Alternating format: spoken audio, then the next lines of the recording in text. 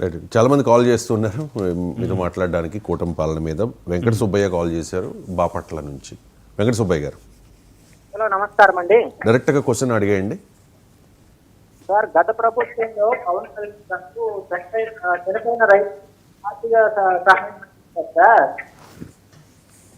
Sir, గత ప్రభుత్వంలో పవన్ కళ్యాణ్ గారు చనిపోయిన రైతులకు ఆర్థిక సహాయం అందించారు సార్.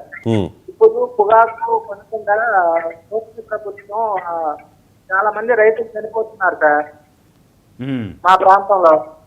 మొన్న 5 చనిపోయారు సార్. మరి ప్రభుత్వం పొగాకు కొన్ని రైతులని కోరుతున్నాం సార్. బాగా రైతులు చనిపోతున్నారు మా ప్రాంతంలోనే. 5 చనిపోయారు సార్. కారణం అండి, కారణం అదే సార్, రేట్లలో మద్దతు ధర లేదు సార్. ఎవరు పంటలు లేదు సార్ పొగాకుని. ఓకేనండి వెంకట సుబ్బయ్య గారు, మీ క్వశ్చన్ నాకు అర్థమైంది.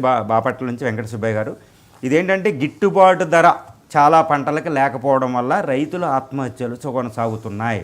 ఓకే, మా ప్రాంతంలోనే 5 చనిపోయారని మీరు చెప్తున్నారు. ఇది one of the biggest challenge of the AP state. Not only AP అండి, అన్ని ఇండియాకే ప్రాబ్లం ఇది.